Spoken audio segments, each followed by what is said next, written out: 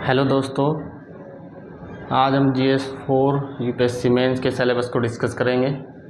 तो चलिए, वीडियो शुरू करने से पहले मैं आपको ये बता दूं कि आप हमारे चैनल को अगर अभी ज्वाइन की हो तो हमने जो वीडियो इससे पहले यूपीएससी से रिलेटेड कंटेंट डाला है, आप उसको जाइए देखिए। वीडियो अच्छा लगा उसको लाइक कीजिए, शेयर कीजिए और हमारे चैनल को सब्सक्राइब कर लीजिए, जिससे हमारी नई वीडियोज़ के नोटिफिकेशन आप तक पहुंचते रहे। तो चलिए वीडियो को शुरू करते हैं। GS4 UPSC mains. आज हम GS4 के सिलेबस को डिस्कस करेंगे कि यूपीएससी मेंस के GS4 में क्या क्या पूछा जाता है, उसकी सही रणनीति क्या होनी चाहिए, उसके लिए कौन सा स्टडी मटेरियल प्रेफर करें। तो देखिए, GS4 का जो पेपर है स्पेशली हिंदी माध्यम वालों के लिए काफ़ी स्कोरिंग माना जाता है, तो इसकी सही तैयारी बहुत ज़रूरी है, जिससे कि यूपीएससी मेंस में आप क्वालिफाई कर सकें, अच्छे मार्क्स से क्वालिफाई कर सकें। तो इसको आप सभी जानते हैं, क्या बोलते हैं, ethics, aptitude and integrity. Hindi में बोलते हैं इसको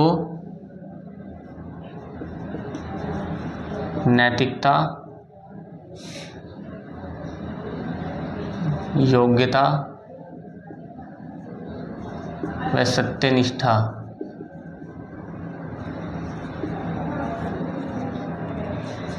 तो ये हमारा जो एक कॉमन वर्ड होता है GS4 के लिए, एथिक्स, एप्टीट्यूड एंड इंटीग्रिटी। अब इसमें क्या क्या पूछा जाता है वो हम देख लेते हैं, एक एक करके डिस्कस करते हैं। नैतिकता, एथिक्स। देखिए, एथिक्स के अंतर्गत क्या क्या आता है, एथिक्स का सार क्या है,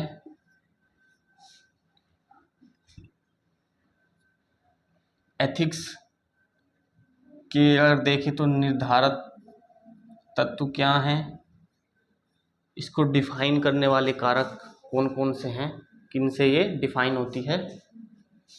इसके अलावा देखें तो इसके परिणाम क्या हैं, नैतिकता के प्रभाव क्या हैं, नैतिकता के विभिन्न आयाम क्या हैं, नैतिकता के विभिन्न आयाम क्या क्या हैं। इसके अलावा निजी व सार्वजनिक संबंधों में नैतिकता क्या होती है। इसके अलावा अगर देखें तो नैतिक मूल्यों के विकास में, नैतिक मूल्यों के विकास में परिवार, समाज व शैक्षणिक संस्थानों की क्या भूमिका होती है।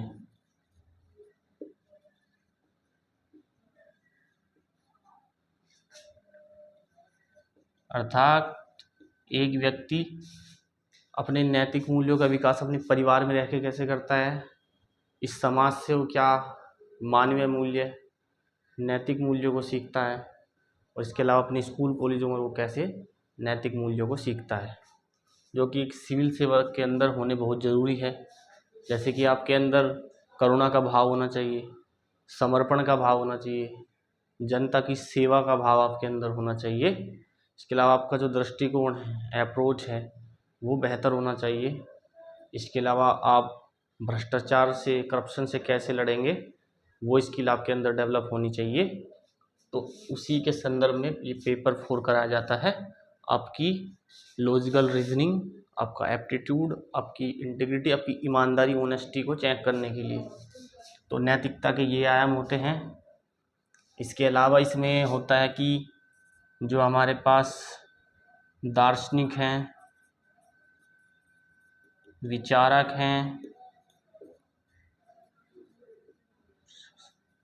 प्रशासनिक महान व्यक्तित्व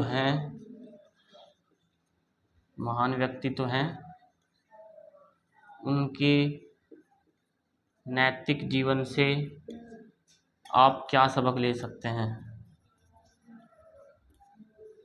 ये हमारा आता है नैतिकता के अंदर। अब इसका दूसरा पक्ष देख लेते हैं। इसको मैं रब कर देता हूँ।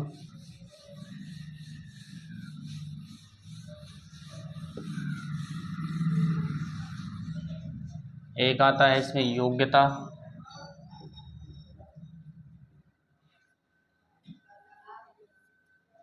देखिए, योग्यता में जिसको आप जनरली बोलते हो एप्टीट्यूड, आपका एप्टीट्यूड कैसा होना चाहिए। तो आपके अंदर कौन कौन से मूल्य होने चाहिए, जैसे कि मैंने अभी डिस्कस किया था। एक अखंडता का भाव आपके अंदर होना चाहिए, गैर पक्षपात वाला भाव आपके अंदर होना चाहिए। आप किसी की साइड ना लें, जो सही बात है, जो सही कंक्लूज़न है, जो व्यक्ति सही है, ईमानदार है, आप उस नतीजे पर पहुँचे और उसके हक में फैसला सुनाए जिससे उसको न्याय मिले। तो गैर पक्षपात, इसके अलावा निष्पक्ष रहें आप, निष्पक्षतावाद आपके अंदर हो, आपके अंदर समर्पण का भाव हो, कमज़ोर वर्ग के जो लोग हैं समाज के,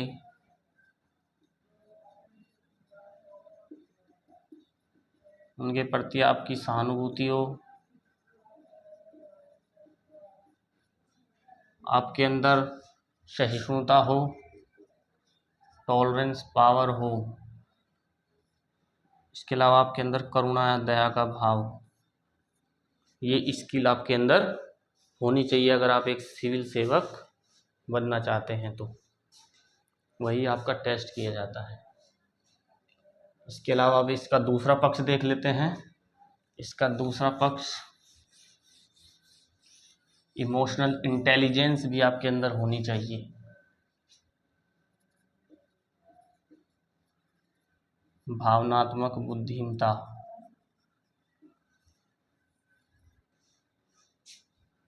इसकी अवधारणाएं क्या हैं और प्रशासन में इसकी भूमिका क्या है। ऐसा ना हो कि किसी व्यक्ति ने अपराध किया है लेकिन वो इमोशनली आपको ब्लैकमेल कर रहा है और आप उसकी बात में आ गए हैं, उसकी बात को सच समझ बैठे हैं और आपने किसी के साथ अन्याय कर दिया। तो इनको भी समझना बेहद ज़रूरी है। इसके अलावा वो मैंने आपको बता ही दिया कि जो विचारक हैं, दार्शनिक हैं, भारतीय व विदेशी, कोई भी हो, जैसे बहुत सारे दार्शनिक हैं। अरस्तु का नाम सुना होगा आपके, कार्ल मार्क्स का नाम सुना होगा आपने, स्वामी विवेकानंद, रविन्द्रनाथ टैगोर, महर्षि अरविंद का जो चेतना का सिद्धांत है, रविंद्रनाथ टैगोर का religion of man. Rabindranath Tagore ने कहा कि रिलीजन ऑफ गॉड को मत मानो, रिलीजन ऑफ मैन को मानो। मोहम्मद इकबाल ने एक बहुत अच्छी लाइन कही, दर्द दिल के वास्ते पैदा किया इंसान को, वरना तवायफ के लिए कम न थे करोबियाँ। इंसान को पैदा किया एक दूसरे का दुख दर्द बांटने के लिए, एक दूसरे की भावनाओं को समझने के लिए, राम नाम लेने के लिए। तो जो हमारे गैलेक्सी में तारे हैं उन सब पर फरिश्ते पहले से ही बैठे हुए हैं और सेकेंडरी काम है, प्राइमरी काम ये होना चाहिए। स्वामी विवेकानंद ने भी वही बात कही। तो उनके जो ये नैतिक मूल्य हैं,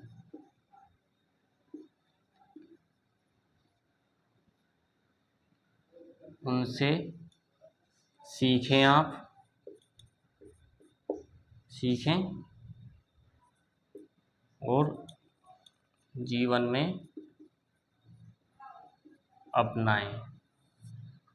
ये इस बात का सार यहाँ पर निकल के आता है।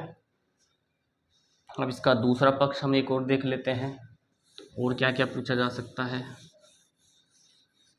नैतिकता हो गया हमारा, दृष्टिकोण, अप्रोच क्या होना चाहिए?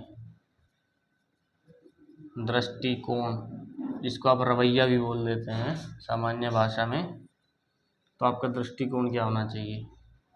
तो देखिए, दृष्टिकोण की अगर बात करें तो आपका नैतिक दृष्टिकोण क्या है, आपका राजनीतिक दृष्टिकोण क्या है,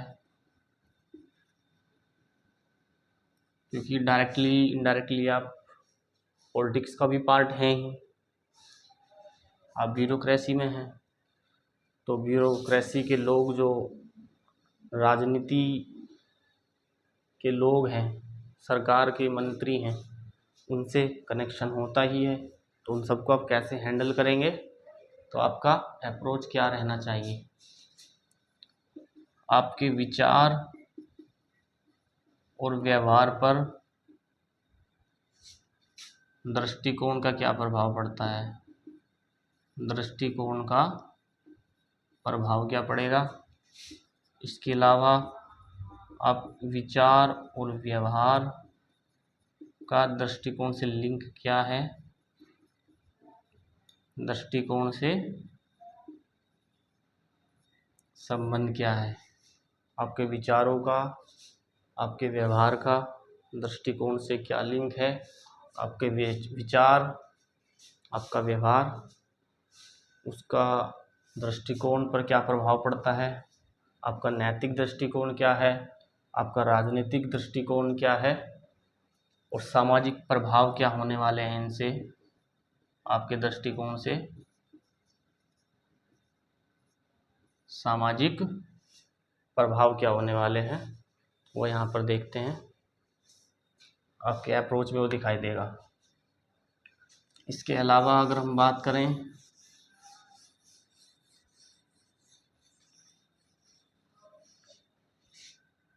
शासन में ईमानदारी सत्यनिष्ठा वाली बात है, उसका क्या महत्व है, शासन में ईमानदारी।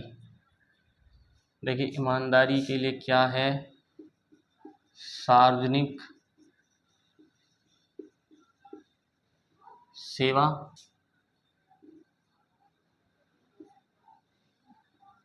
का भाव आपके अंदर होना चाहिए। इसके अलावा अगर बात करें तो सूचना साझाकरण, सूचना जनता तक शेयर की जाए, आप जनता के हित में क्या कदम उठा रहे हैं उनको प्राइवेट ना रखें, इसलिए सूचना का अधिकार। यहाँ पर आता है वर्क कल्चर कैसा है, कार्य की संस्कृति कैसी है, नागरिक चार्टर,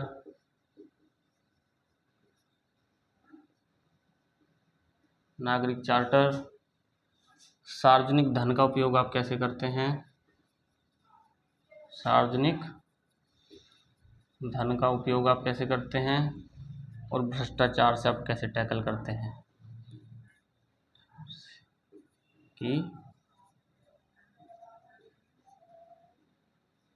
भ्रष्टाचार की चुनौतियाँ क्या क्या रहने वाली हैं, वो आपको यहाँ पर देखनी है, समझनी है, और अपनी पर्सनैलिटी में इन वैल्यूज़ को, इन मूल्यों को लेकर आना है।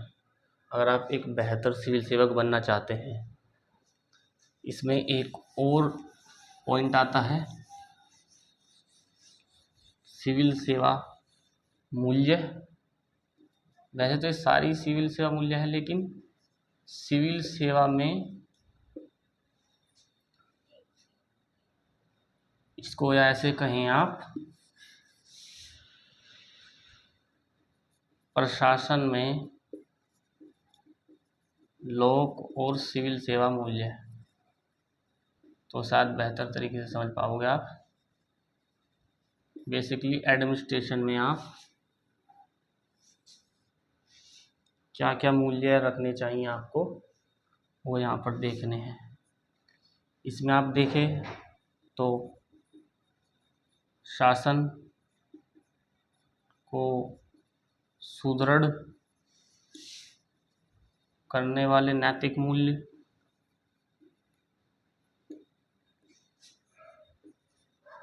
अंतर्राष्ट्रीय, अगर हम बात करें अंतर्राष्ट्रीय संबंधों व वित्त सहायता आप किसी देश की कर रहे हैं, उसमें आपके नैतिक मूल्य क्या होने चाहिए, ये यहाँ पे रहेगा कि आप शासन को सुदृढ़ करने के लिए आपके अंदर कौन सी वैल्यूज होनी चाहिए। अंतर्राष्ट्रीय संबंधों पर वित्त सहायता के लिए आप किसी को एड कर रहे हैं तो उसमें आपके नैतिक मूल्य क्या होने चाहिए।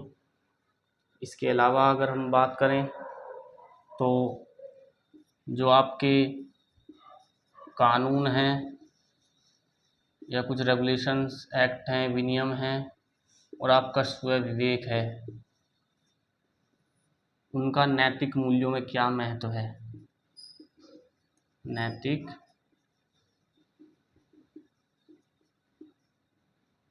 मूल्यों में महत्व, कानूनों का, विनियम का, विवेक का, इनका आपके नैतिक मूल्यों को बढ़ाने में क्या महत्व हो सकता है, क्या अहम भूमिका ये आपके मूल्यों को बढ़ाने में निभा सकते हैं, आपकी पर्सनैलिटी को ग्रूम करने में इनका क्या योगदान हो सकता है।